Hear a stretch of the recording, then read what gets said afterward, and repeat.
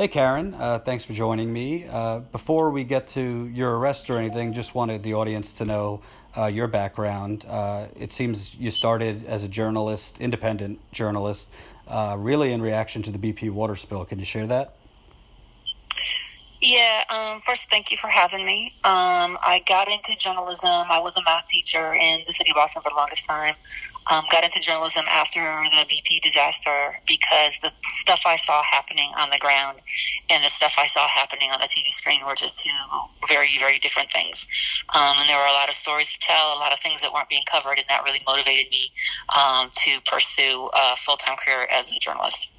Yeah, it's really interesting to me because there are so few journalists on the ground covering these pipelines, which at this point, the story is bigger than just the environmental risk. It's really an attack on the First Amendment that we saw at Standing Rock and now going on with the Bayou Bridge Pipeline protest. So could you just kind of talk about, as much as you could say, I'm sure there's some legal things, but you were covering on the ground there in Louisiana, some of not even like crazy action. You were on the private land that, from my understanding, the water protectors who are demonstrating against the pipeline have permission to be on. And what happened? Yeah, and I think it's just really important to reiterate that I had permission to be there. The water protectors had permission to be there. And when I was arrested with three other water protectors. None of us were even on the easement, which is the part of the property where the pipeline goes, which is the disputed part, in most situations. So we had permission to be on all the land, and we weren't even on the part of the land that's being disputed with the pipeline company. Mm-hmm. Beyond that, the pipeline company does not have permission to do any work on that property.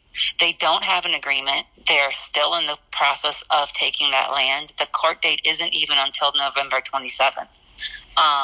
So it's the ones who are actually trespassing, as far as any documentation I know, was the pipeline company.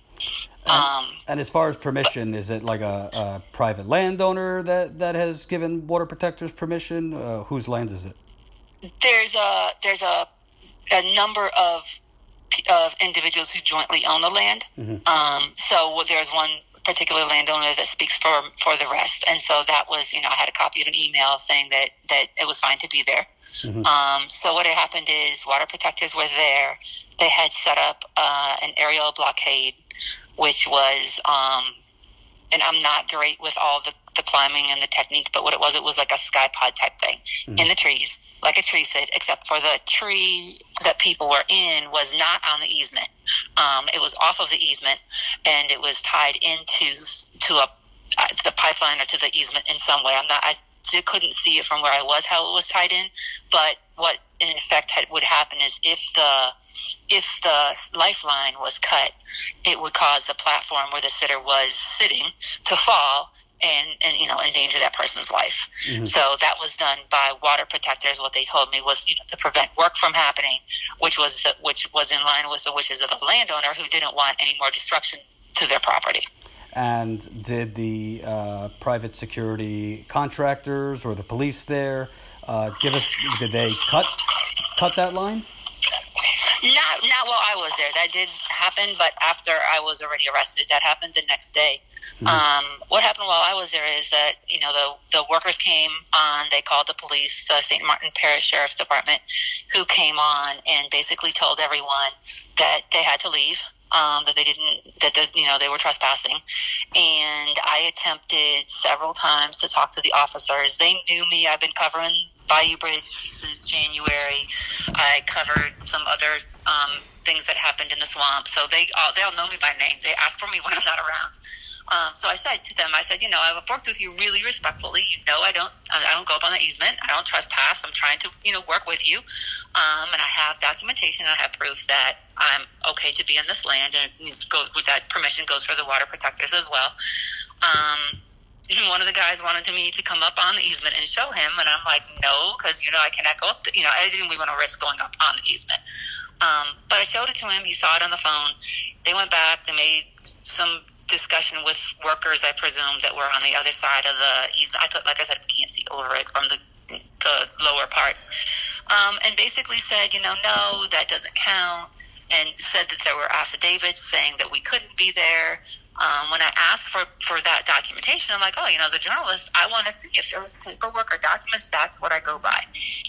And they refused to show me any of those documents. I still haven't been able to get them. And at one point I said, look, there's a phone number on there. Please just call the landowner. You can verify that landowner has spoken for many landowners, for everybody on the thing, and that is fine. They refused to do that. They refused to show me any of the affidavits, and eventually they just came and arrested everyone that was on the ground at that point, which was myself and 3 water protectors. And when they say affidavits, signed by who? From who? That's a good question. I was never given an answer to that. They actually didn't say it was landowners. It was kind of assumed at first by me that they were landowners, but I don't know who signed these affidavits. Right. I've never seen them. Mm-hmm. I would love to see them. So if anyone from St. Martin Parish Sheriff's Department is listening to this, send me the documents. I'm very happy to report. I don't want to report just a one-sided story, but I can't report on things that I don't have. And like you were describing, they know who you are. You've been there half a year, basically, longer than that. And they know you as press. Sometimes they say, oh, you're an activist, you just have your phone. But they already knew they knew you were there as a journalist. Oh, correct. They definitely knew I was there as a journalist. I identified myself as a journalist. They've known that for a long time. I've spoken with the PR people from ETP several times, via email. I had communicated at that point with the PR individual at their office. They clearly knew I was press. And what happened? Did they put you in a cell? Were you there overnight? What specific felony? Is there felony counts? What happened next? Yeah, so it was really interesting because they were pretty unprepared to do any kind of arrest in the swamp. They put us in cuffs. They let us, at that point, while we were in cuffs, they let us up onto the easement. And we walked probably a good mile or a mile and a half down the easement to a bayou and waited for a boat because they didn't even have enough boats, in the area to transport us. So we had to wait for a boat. Took the boat to the shore. From the shore, eventually took a car, a vehicle, to the jail where they booked us. When I was arrested, I was told I was being charged with trespassing.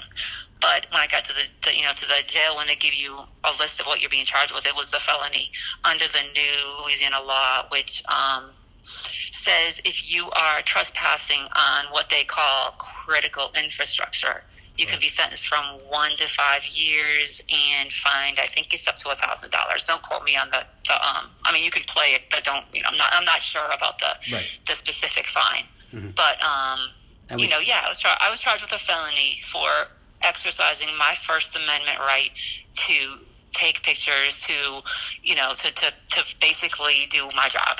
Right. And we should mention that new law in Louisiana, heavily influenced by ALEC and other mega corporations and those kinds of groups, that essentially is trying to dissuade protests and, it seems, journalists. We saw this in some cases in Standing Rock too, where they said journalists were trespassing on private land that, like you said, the oil company didn't even own the land yet. And journalists, not with the names of CNN, but independent journalists were basically pigeonholed and added in with water protectors who also from who owns the land, as well as having permission to be on lands, were also not committing felonies. Do you think, obviously this is in the South, oil is, big oil is very much accepted there. Do you think this is essentially the police essentially kind of clearing way for the oil company, or trying to? Oh yeah, oil definitely rules in this area. I think there are some very close relationships between the oil company, between ECP and the local law enforcement. Up until last week, even they had officers, state probation and parole officers had been hired to work private security for the pipeline company. So they were working second jobs. They were out there in their uniforms with their badges, with their state-issued weapons, sometimes driving state-owned vehicles, running around doing security for the pipeline company, which, I found that through some reporting and some actually firsthand experiences of, being pulled over myself by these people who, like, they say police on their shirts and you don't know who they are, and they never ask you for your ID. They just tell you to get the hell out of out of the place and, stay away from the pipeline. So I found, I had done reporting to figure that out. And up until last week, those individuals were working side jobs or secondary jobs for the pipeline company, which I understand is the right to do. They may want to work second jobs to feed their families, to do whatever. But what makes it incredibly confusing is when you as an individual reporter, or I'm sure as water protectors, you have an armed individual coming at you, giving you orders. It says police on their shirt, it says probation and parole on their badge, but neither of those are really working for the oil company. So right there's that murky area where, it's really difficult for the public to see what's really going on. So to be clear, just so I'm getting it, there are actual police officers on their side time working for the oil company as security? Probation and parole officers had been doing these assignments. At least since April, according to my reporting. It may have been further back than that, but I know of it at least from April until just last week. Call me old-fashioned, wouldn't that be a blaring conflict of interest if you have an active protest of this pipeline and some of these individuals who full-time work in law enforcement on their side time could be tasked with figuring out jurisdiction or legality of if the pipeline company has a right to be there or not? Yeah, it's definitely a conflict. That depends on how the state officials interpret that. If you want to get a technical answer, which varies from agency to agency. But yeah, and for there are many times where I witnessed, in one instance, I witnessed probation and parole officers escorting an individual into an area where water protectors were on state land, and this individual was making all kinds of threats. And I should be clear, I didn't witness that that threat that time, but I've seen video of this happen. They escorted a local person who was making all kinds of crazy threats against the water protectors. They escorted him right onto the island. Mm-hmm. Nothing was done to tell this guy, hey, you need to not threaten people. You can't threaten violence against these citizens, basically. So that was completely allowed, which the message that sends to the person making the threats is that it's okay. Mm-hmm. Couple days later, I'm in a canoe, and this individual comes up in a fan boat and just makes all kinds of threats. It's on my Facebook page. You can hear what he said. It's not, the whole recording isn't there. I'm in a canoe and I've got my equipment and stuff. I'm trying not to, fall out of the canoe or have him run me over the fan boat or lose my equipment. But, he comes at us at a pretty good rate of speed. He didn't hit us. He trapped us against the embankment and made some threats. And so the fact that the probation and parole officers had escorted him into that space shows that, they were not hesitant to bring an individual like that into the area. Right. They were not looking out for the interests of the water protectors. Right. At one point after that, there was an action where water protectors were in kayaks. They were on a navigable waterway. Probation and parole officers were there on sand boats arresting them. I was on a state-owned sliver, a couple feet wide of property, and I was filming that, and a ETP worker was jumping in front of me. Mm-hmm. You can see some of that is on my Facebook page too. All of it's not out yet, but this worker is jumping in front of me, and I literally asked the probation and parole officers, "Hey, can you have this individual stop assaulting me?" He's bumping, he's got his hands in my face, he's pushing me, and they just walk by like I'm not saying anything. But yet they're going to arrest the water protectors who are on a navigable waterway. So there's been instances where, there's going to be another side to that story. And they're going to be, you'll have to interview them to see what they say. But what I can tell you happened is what I said, and which is that they were looking out for the interests of the pipeline company as opposed to the interests of everybody, like I would think legitimate law enforcement would be tasked with doing. Right.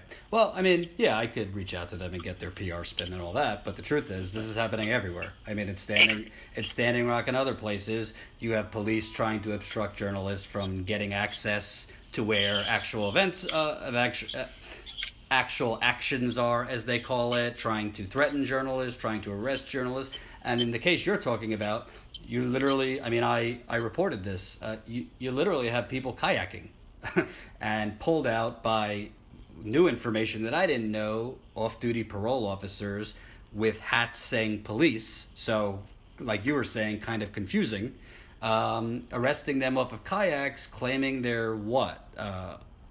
That new law, like that they're on private land or threatening an infrastructure project. It seems to me there's kind of a two-folded thing. On one end, the police, or whatever they are, private security, trying to obstruct journalists, intimidate journalists, and arrest journalists. And on the other end, basically arresting water protectors that are exercising First Amendment not on private land. Or not on oil company-owned land. Right. You know, and I think at the heart of it, if you want to just break it down, they don't want journalists showing that to the world. Right. You know, that looks bad. It looks bad when you are pulling women out of canoes and dragging them onto fan boats and, like, pushing. I mean, some of the images are ridiculous. It looks bad. It just looks bad, and they don't want that happening. So from my perspective, the attempt there is to intimidate and bully journalists, and hopefully that will, you know, they hope that will push me away. They hope you won't come. They hope mainstream media will somehow, like, you know, discount us. But I think in this regard, it's very important that the opposite of that happens. Right. You know, if these water protectors go out and it's a place that's similarly legitimately okay to go, I'm going to be right there. You know, I refuse to be intimidated or bullied by bullies. And that's what they are. And I think that as journalists, we need to stick together because, you know, it would be easy for folks in New York or D.C. or some other major media hub to discount the work that we do out here in the field. But they're going to be the first, you know, mainstream media will be the first ones complaining about something that Donald Trump does.